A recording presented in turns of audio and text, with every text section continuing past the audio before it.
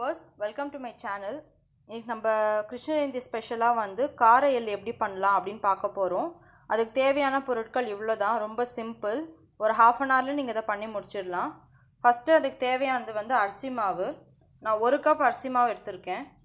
அதுக்கு 1/4 ரேஷியோவில் உளுந்தை வந்து வறுத்து அரைச்சி வச்சுருக்கேன். 1 கப் தண்ணி, காரத்துக்கு வந்து சீரகமும் பெப்பர் எடுத்திருக்கேன். இது வந்து தேவையான உப்பு நம்ம போட்டுக்கலாம், பெருங்காயம். ஸோ நம்ம இப்போது எப்படி பண்ணலாம் அப்படின்னு போய் பார்க்கலாம். ஸ்டவ் வந்து சிம்மில் வச்சுட்டு நம்ம எடுத்து வச்சுருக்க அரிசி மாவு வந்து கொஞ்சம் ஃப்ரை பண்ணிக்கலாம். சிம்லே வைங்க.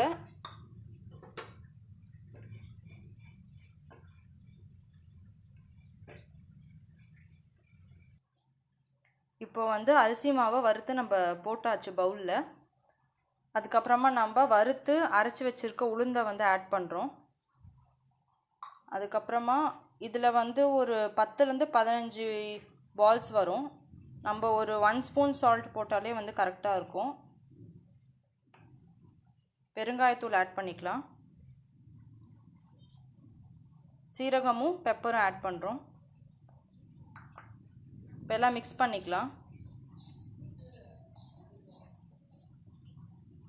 இதில் கொஞ்சம் கொஞ்சமாக தண்ணி சேர்த்து சப்பாத்தி மாவு அளவுக்கு நல்லா பிசைஞ்சிக்கலாம். ரொம்ப தண்ணியாக வேண்டாம், ஏன்னா நம்ம இதை பால்ஸாக பண்ணி ஆயிலில் போட்டு எடுக்க போகிறோம்.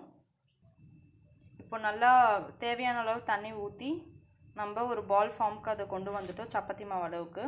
இந்த பாருங்கள், இது ரொம்ப தண்ணியாக இல்லை, ஹார்டாக பண்ணியிருக்கோம். ஸோ இதே கன்சிஸ்டன்சியில் பார்த்து பண்ணிக்கோங்க. அந்த மாவை வந்து இந்த மாதிரி சின்ன சின்ன பாலாக வந்து பண்ணி வச்சுருக்கோம். இது இப்போது ஆயிலை வந்து ஹீட்டிங் பண்ண வச்சுருக்கோம். ஹீட் ஆகிடுச்சு ஆயில். ஸோ சிம்லே வச்சு இந்த ஒரு பால்ஸாக போட்டு ஃப்ரை பண்ணி எடுத்தால் நம்ம கார எள்ளு ரெடி.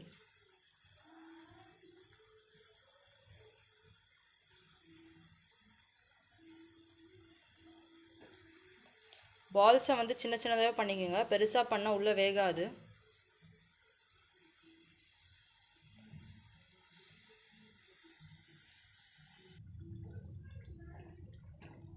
இந்த லெவலுக்கு அது ப்ரௌனாக வரும்போது நம்ம இந்த சீடை எடுத்துடலாம். அவ்வளோதான், நம்ம கார சீடை ரெடி ஆயிடுச்சு. ரொம்பவே சிம்பிள், ஈஸியான டிஷ். கிருஷ்ண ஜெயந்திக்கு எல்லார் வீட்லேயும் பண்ணக்கூடிய ஒரு டிஷ். ஸோ எல்லாருமே ட்ரை பண்ணிவிட்டு உங்களோட கமெண்ட்ஸ் எனக்கு சொல்லுங்கள். தேங்க்ஸ் ஃபார் வாட்சிங்.